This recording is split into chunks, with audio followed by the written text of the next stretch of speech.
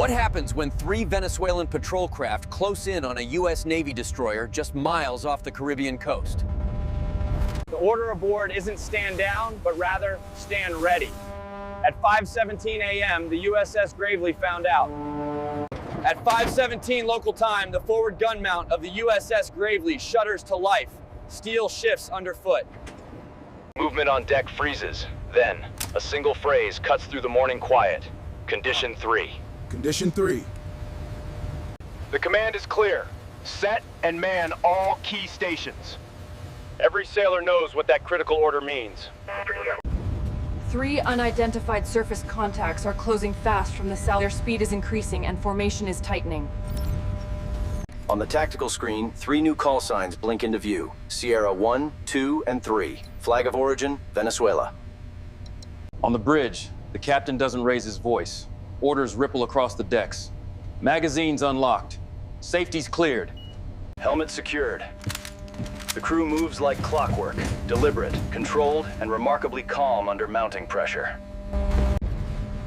Below in the Combat Information Center, the targets are tracked in real time, range is decreasing rapidly, closing at 28 knots. Bearing 243, converging fast. The Gravely's 5-inch gun shifts just a few degrees. A silent, unmistakable signal. Visual confirmation? Negative, sir. No profiles. These contacts are likely fast patrol boats, running light and evasive. The Venezuelan vessels are running light, with no heavy radar or weapon signatures, just focused speed, precision, and clear intent. The Gravely's electronic warfare suite powers on, sweeping across the electromagnetic spectrum. Above deck, sailors squint toward the horizon. The Caribbean dawn hasn't broken yet, just streaks of reflected motion. They've done this before, but not like this. Not with Caracas this angry, and not this close to international boundaries. This time the order isn't standby, it's show presence. Contacts are now inside 12 nautical miles and quickly closing. Recommend we mark them as hostile intent, pending identification. Copy that. Maintain course. Weapons, stand ready, but hold fire. Down in the main deck corridors, sailors slide into their stations. The 5-inch gun loaders check the shell feeds. CIWS crews bring the phalanx online. Hydraulic drives whirring to life. The mount spins up, its mechanical whine echoing through the steel bulkheads. Every ship in the U.S. fleet trains for this scenario. This is a fast approach drill that usually ends with laughter. But drills never come with foreign national flags. Bridge, CIC, contacts accelerating now, 29 knots.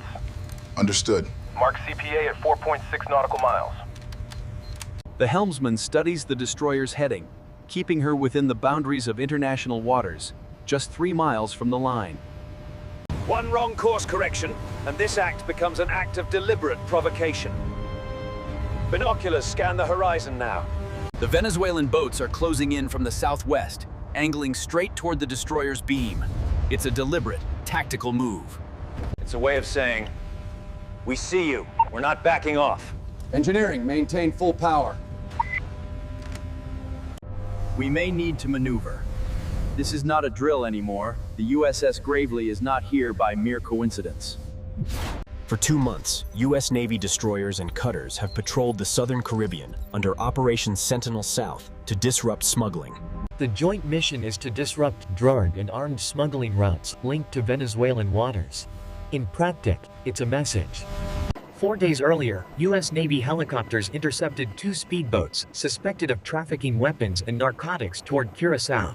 One vessel ignored repeated warnings and was ultimately sunk. Caracas called it aggression, but the Pentagon called it law enforcement.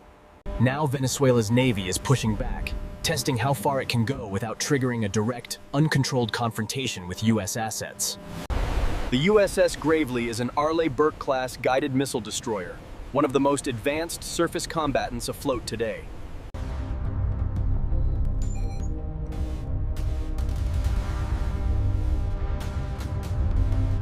That power is precisely what makes these encounters volatile. One misread signal, one wrong maneuver, and escalation becomes instant. The Venezuelan boats are likely Guaiquerí-class patrol craft, fast, lightly armed, and optimized for coastal harassment missions. They're not built to win a fight. They are built to intentionally provoke one. Within Southern Command, this is called controlled friction. This is a balance between political signaling and deterrence, the kind that stays political until the moment it suddenly doesn't. For the sailors aboard Gravely, none of that political theater matters. The threat is less than 10 nautical miles off the bow.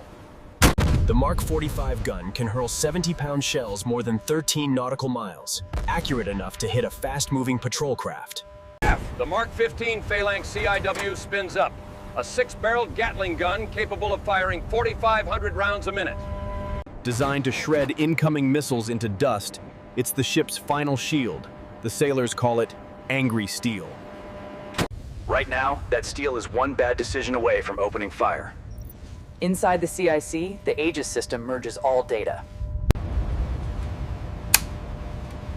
The ship's SLQ-32-3 system quietly listens spectrum for... Above, the eye in the sky comes alive.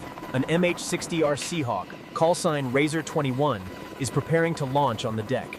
The multi-mission helicopter can detect submarines, track surface vessels, and drop sonar buoys. It is Gravely's overwatch. The crew isn't rushing, they're ready. Everyone knows the ship is one order away from full war footing. At 5:19, the Seahawk lifts off. Twin engines roar against the haze. The captain's order. Eyes on, no weapons hot. Razor 21 immediately banks south for observation. From altitude, its FLIR pod locks onto the Venezuelan formation. 3 small, fast craft in a loose V pattern are visible now. Their wakes cut across the sea like knife marks. Through infrared, the crew identifies national flags, sensor masts, and personnel silhouettes. The cylindrical array behind the bridge is what makes this destroyer so unique. As you can see from the thermal readout, the energy output is staggering. Razor 21 to Gravely. Visual on 3 hulls, formation steady, speed 28 knots. Copy that. The Seahawk's MX-20 sensor turret switches to thermal, and the operator tracks bright silhouettes of 3 men at the helm, all watching the destroyer. Down below, the Gravely holds steady. Her SPY-1D radar tracks every single movement with centimeter precision, but a fire control lock is withheld. That would shift posture from defensive to openly provocative. The message right now is simple posture. We're ready, but not looking for a fight. By 5:22, the distance had close to 5 nautical miles. Close enough for the Venezuelan crews to read the hull number, DDG. And close enough for every sailor aboard Gravely to feel the weight of what happens next. Then the first transmission goes out in both languages. Venezuelan naval vessels. This is a United States warship.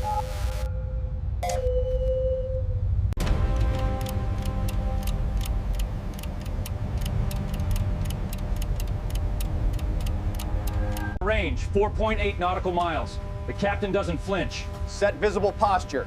I want all topside systems within their sight lines. No targeting radars active. Up on deck, the Phalanx turret rotates slightly, just enough for the barrels to catch the incoming light. The 5-inch gun locks in traverse, visible from the patrol boat's bridge. The silent signal is now absolutely clear. We see you. Don't make us prove it! Finally, a response crackles through the radio. A Venezuelan officer's voice, tense and accented. This is Venezuelan Navy patrol. You are operating close to our territorial waters. Identify your specific mission. The reply from the bridge is immediate, calm, and precise.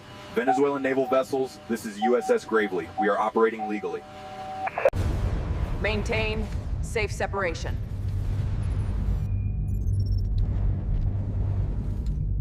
They hold formation off the destroyer's starboard beam at 3.6 nautical miles. It's a maritime standoff, controlled and dangerously close to the very edge. Every sailor aboard knows the unspoken truth. It's easier to start a war than explain one.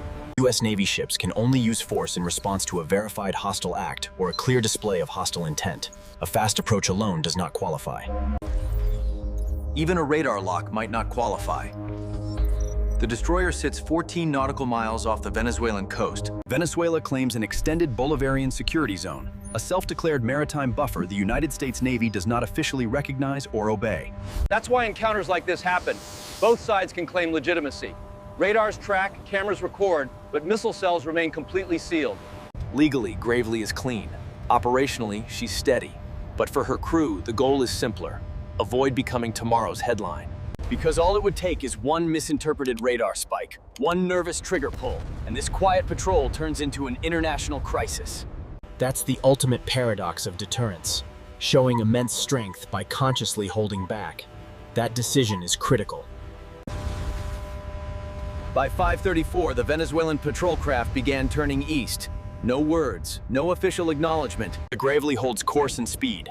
Every second of the encounter is logged. Radar tracks, radio exchanges, power levels, and even gun temperatures. Everything will be reviewed by U.S. Southern Command before sunrise. The Seahawk lingers overhead, capturing the regrouping vessels near the coastline. Was it a test of response time, a political signal, or simply an angry flex after a week of successful anti-smuggling operations that embarrassed Caracas? For the crew aboard Gravely, none of that analysis matters. They followed the rules, maintained discipline, and prevented the standoff from becoming kinetic. But every commander understands the deeper message. This was a warning, one delivered through deliberate movement, not through fired munitions. The Venezuelan boats didn't stumble into the destroyer's path by mistake. Every maneuver carried intent and was a form of communication. And next time, maybe the approach is faster. Maybe someone gets too close. Maybe someone finally blinks, changing everything. What happens then could completely redefine the entire balance of military power in the strategically important Caribbean region. This was a message. This wasn't an attack. It wasn't an accident. It was a message. Deliberate, strategic, and ultimately important. Because out here, every critical decision, even the ultimate decision to hold fire, can certainly shift the course of history. So, here is the question. If you were in command of the USS Gravely that morning, would you have held fire or shown force? Let me know your thoughts below. Fair winds, sailors. And remember, coffee always tastes better after a truly near incident.